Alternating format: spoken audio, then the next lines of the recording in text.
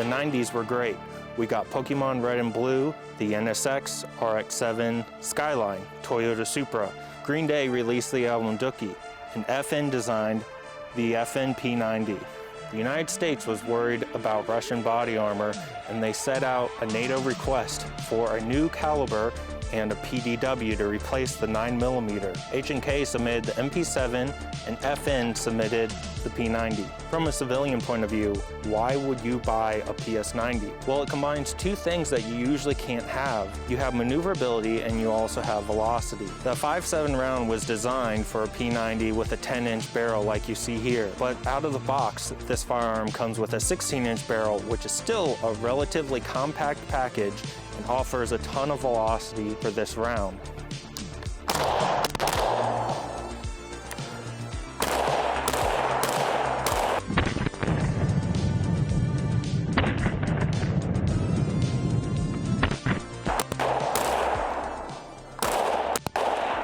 The term ambi controls gets thrown around a lot in the firearm industry.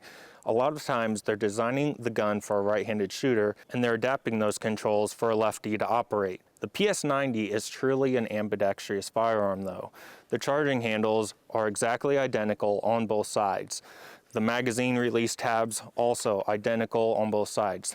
The ejection port is straight down and the safety is right in the middle of the gun and is manipulated with your trigger finger. As space age as this gun looks, it really is very ergonomic. It feels fantastic in the hand. These contours just really fill your palm, and just in the shoulder, the length of pull, everything, I find it to be really nice to shoot. Standard capacity on the PS90 is 50 rounds. The ammo is extremely lightweight. Magazines are made out of polymer, so those are also very lightweight, and the recoil is also very light. It's really just a very compact, lightweight package. They're extremely reliable. I've of course tested the FN branded ammo, Fiocchi, AAC, all of those have worked great. We've also had some success with reloads running reliably now. The only ammunition it does not like is American Eagle. So American Eagle supposedly glues their bullets in place instead of putting a light crimp on them. And with the turntable in the magazine, that rotation, it just does not like. Well. How the turntables. The trigger on the PS90 is really nothing to write home about. I kind of had low expectations because bullpup designs traditionally do not have a great trigger pull. As you can see, we're clear here, and it's very heavy with a little bit of take up. The reset kind of almost just springs back to the reset. You have a very blocky, wide plastic trigger, but when you're actually shooting this gun, you kind of forget about that. It does shoot really good, and it just begs for you to shoot it faster and faster.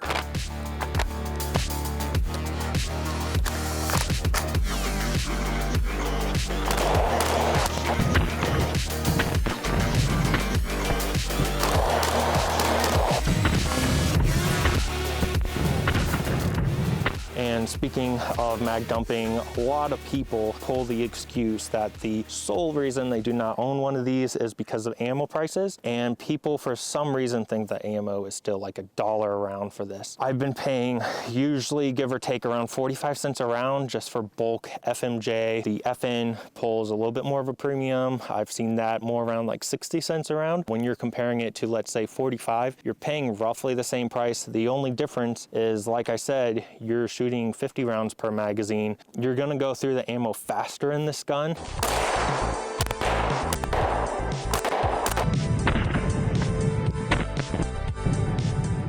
Another thing to keep in mind is this firearm was designed for a very specific role. And if you're trying to use it for a role other than its intended use, you're going to find yourself with some difficulties. So this gun was originally designed, this tri-rail version, for a red dot. I have an eye astigmatism, so I usually try to avoid red dot. I ended up using an EOTech on this.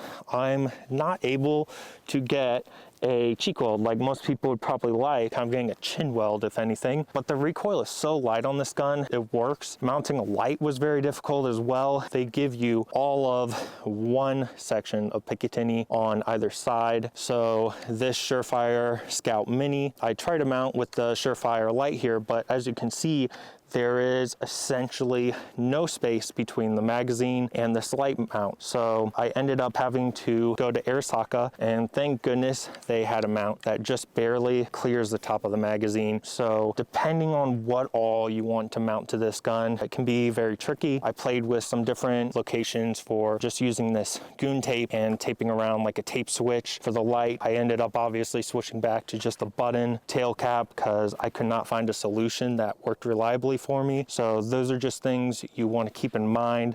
All right, a little bit of an accuracy test at about 20 yards. I'm going to be aiming at the very top red circle. So it's obviously going to shoot low.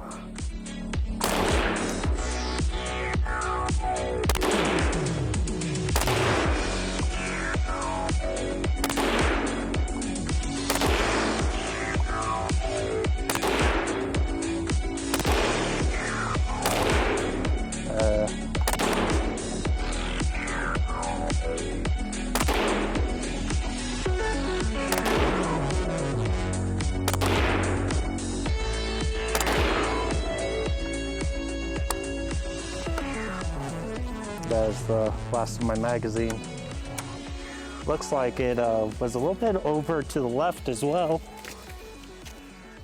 So maybe my zero actually is off a little bit. One of the cons of this platform is it does not suppress very well. I really want it to. The size and everything, especially with the 10-inch barrel, is absolutely fantastic. I think it looks great, but even with a 10-inch barrel, the round is way too fast and you're gonna get that loud supersonic crack every single round. I know that there are better options for suppressing this. This is a Silencer Co. Octane 45. Yeah, it's definitely not the best suppressor for this gun, but it is what I have.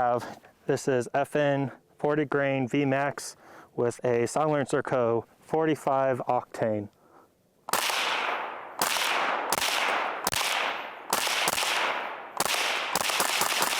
Fiocchi does make subs for this gun that are 60 grain. Unfortunately, they're over double the price of their regular 40 grain FMJ at $1 a round. So $50 a magazine to shoot subs, just really don't think it's worth it. Recently, both Garand Thumb and Lucky Gunner have posted videos doing ballistic tests on the 5.7x28. TFB TV also posted a video doing their ballistic tests about a year ago. We've all heard stories from 5.7 lovers as well as 5.7 haters about what this round is actually capable of. We're starting with the SS197 SR sporting round, commercially available. We're shooting it at level 2 armor. We're at 5 yards. Dude, I don't think it went through. I thought it went through because I saw that hole. I'm actually surprised. I thought it was going to go clean through it. In the 1990s, we were told that this round was devastating compared to 9mm, but obviously today we now have armor penetrating 9mm. The SS190 is the only round that I've seen actually penetrate level 3+ armor. That ammo is restricted to military and law enforcement.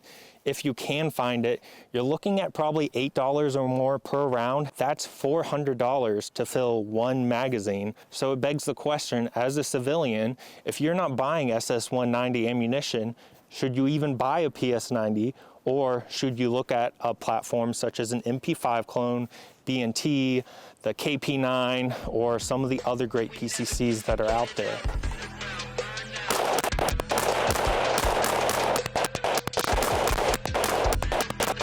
As much as I love the PS90, I struggle to find its role in the civilian world. I still think the SP5 is a better PCC. B&T has a lot of awesome firearms, and now we also have 300 Blackout. I started to consider the PS90 for varmint control, but then I started thinking about the capabilities of an AR-15 with 5.56, and I really just can't think of an advantage for the PS90. As hard as I'm trying, I just cannot find a specific role for this firearm. On the other hand, if you can find a specific role for this firearm, I think that these are a tremendous value for how well thought out the platform is and the price that you pay.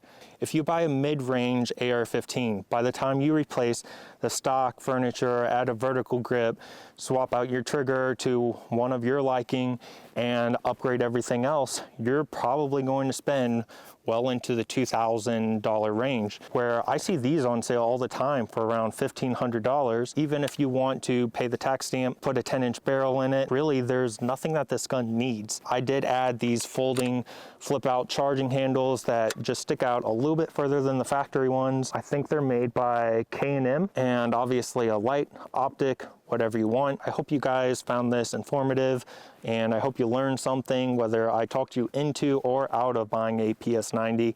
If you have any questions, comments, please leave them below. And I'm just curious, would you guys buy something like this, or would you buy a different PCC, or do you just think PCCs are kind of overplayed? So curious what you guys think, and thanks for watching.